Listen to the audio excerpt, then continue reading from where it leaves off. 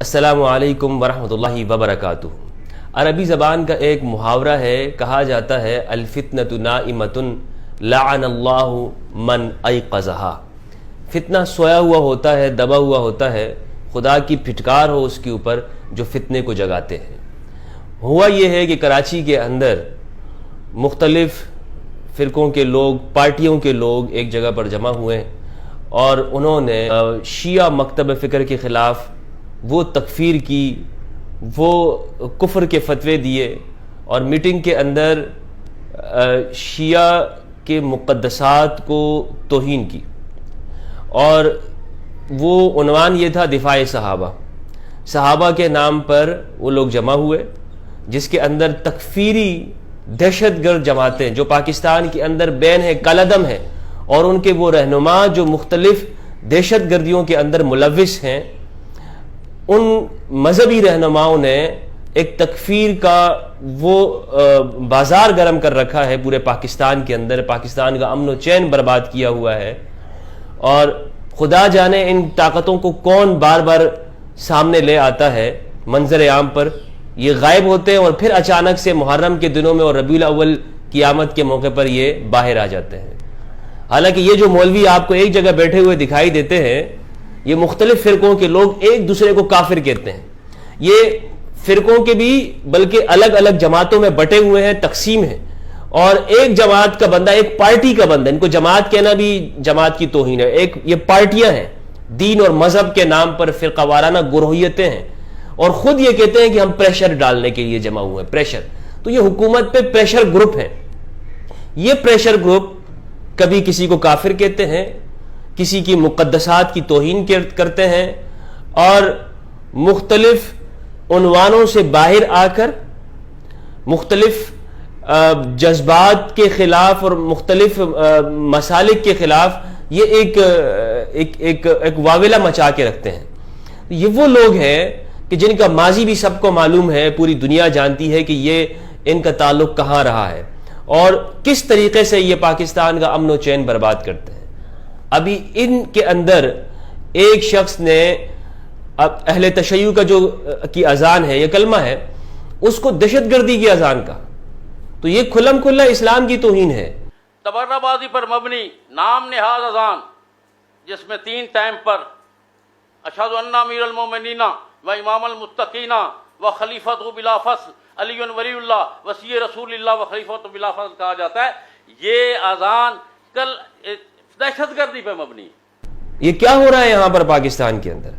پاکستان کو ایک دفعہ پھر فرقہ واریت کی آگ میں جھونکا جا رہا ہے، اور یہ جھونکنے والے یہی لوگ ہیں۔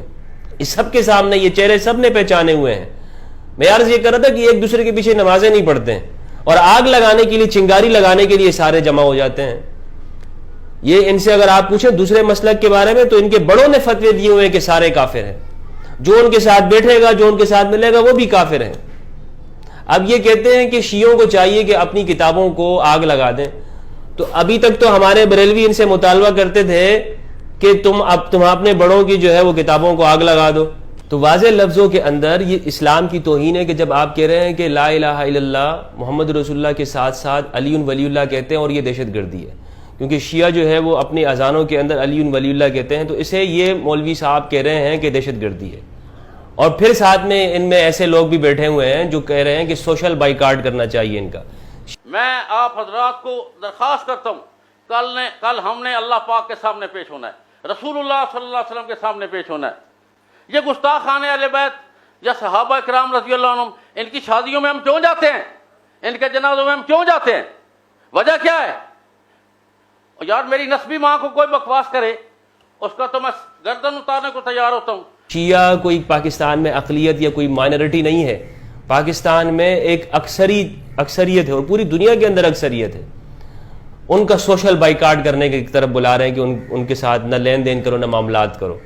اس کا مطلب یہ ہے کہ یہ جو ہم سنتے ہیں کہ مسلمانوں کے خلاف سازش ہو رہی ہے، ساری دنیا مسلمانوں کے اوپر سازشیں کر رہے ہیں، میں اس میں ایک جملے کا اضافہ کروں گا کہ مسلمان خود ہی اسلام کے اندر سازش کر رہے ہیں، اور ان جیسے مولوی حضرات اس سازش کے سرغن ہیں۔ انڈیا کے ایک بہت بڑے تجزیہ نگار ہیں میجر گورو آریہ، انہوں نے کہا تھا کہ پاکستان کو کس طرح سے کیا کیا جا سکتا ہے، تو اس میں بتایا تھا کہ ان چند مولویوں کو خریدا جا سکتا ہے، اور میں سمجھتا ہوں کہ یہ وہی مولوی ہیں کہ جو بیرونی قوتوں کے اشاروں کے اوپر پاکستان کا امن اس کو تہ و بالا کرتے ہیں۔ پاکستان میں شیعہ سنی امن کے ساتھ رہتے ہیں، لیکن اس طرح کے شرپسند عناصر، اس طرح کے ملا جو ایک دوسرے کے پیچھے نماز تک نہیں پڑھتے اور پھر کفر کے فتوے بھی لگاتے ہیں، دہشت گردیاں بھی کرتے ہیں، نفرت بھی پھیلاتے ہیں، اپنے مدرسوں کے اندر بھی سوسائڈ بمبرز تیار کرتے ہیں، اس طرح کے لوگ، اور یہی بکتے ہیں، یہی وہ ایجنٹ ہیں۔ تو یہ جو کہا جا رہا ہے یہ ایک مرتبہ پھر پاکستان کے اندر ایک نفرت کی آگ بھڑکانے کی طرف ایک قدم ہے۔ اس پر پاکستان کی حکومت کہتی ہے کہ ہم فیٹ اف ہے، پوری دنیا سے ہمارے اوپر نظریں ہیں، تو ان کو کیوں کنٹرول نہیں کرتی؟ کیوں ان کو کھلی چھوٹ دے رکھی ہے؟ کیوں میڈیا کے اوپر آ کر یہ کھلم کھلا دہشت گردی کی باتیں کرتے ہیں، فساد پھیلانے کی بات کرتے ہیں؟ ان کو کیوں نہیں روکا جاتا؟ اس کا مطلب یہ ہے کہ ہماری حکومتیں اور ریاستیں ان کو کنٹرول کرنے میں ناکام ہیں، اور بعض اشارے یہ بھی ہیں کہ ان کو خود ان کی سرپرستی حاصل ہے، ورنہ تو پھر یہ اس طرح کی کھلم کھلا کسی کی مقدس چیزوں کے اوپر توہین نہ کرتے۔ دوسری بات یہ ہے کہ یہ جو کہتے ہیں کہ جی شیعہ لوگ بھی توہین کرتے ہیں، دیکھیں شیعہ کا اپنا ایک فرقہ ہے، ان کی اپنی ایک اسکول آف تھاٹ ہے، وہ آپ کے عقیدوں کے اوپر نہیں آ سکتے۔ ہم سنیوں سے کبھی بھی یہ ہمیں نہیں چاہیے کہ ہم شیعوں سے کہیں کہ وہ ہمارے عقیدوں کے اوپر آئے، انہیں ان کے عقیدے کے اوپر رہنے دیں، ہم اپنے اوپر عقیدوں کے اوپر رہیں۔ ہم کیوں یہ مطالبہ کرتے ہیں کہ شیعہ بھی ہماری والی باتیں کرنا شروع کر دیں؟ تو پھر شیعہ سنی کا جھگڑا ہی ختم ہو گیا۔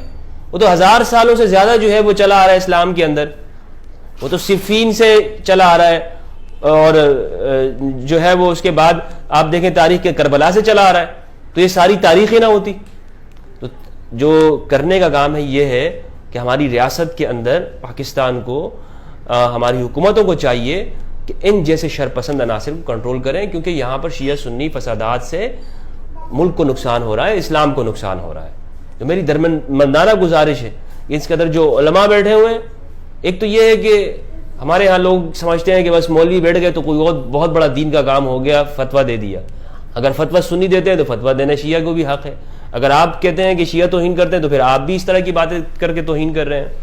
امیر معاویہ کبھی بھی سنیوں کے ہاں مقدس نہیں رہے ہیں، ہمارے ہاں اکابرین ہمیشہ سے ان پہ تنقید کرتے رہے، ان پہ بڑی بڑی کتابیں لکھی ہیں، مولانا مودودی سے لے کر دیگر ہمارے اکابرین، حافظ ابن عسقلانی، اور حتیٰ کہ شیخ ابن باز نے بھی اپنے مجموعہ فتاویٰ کے اندر لکھا ہوا ہے کہ علی علیہ السلام کے مقابلے میں آنے والے سارے کے سارے باغی ہیں۔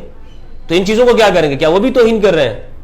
آپ گویا کہ امیر معاویہ آج آپ کو اجازت دے دی جائے، امیر معاویہ کو آپ جو ہے وہ مقدسات میں شامل کر لیں اہل سنت کی، حالانکہ وہ مقدسات میں شامل نہیں ہیں، خلفائے راشدین ہیں، لیکن اگر آپ ان کو شامل کر لیتے ہیں، کل کو آپ ہی میں سے جو اہل حدیث طبقہ ہے جو یزید کو رضی اللہ عنہ کہتا ہے، آپ کل کو یہ بھی مطالبہ کرو کہ یزید رضی اللہ عنہ ہے، سارے پھر جمع ہو جاؤ گے سنی اور کہو گے کہ جی شیعوں کو چاہیے کہ یزید کی بھی توہین نہ کرے۔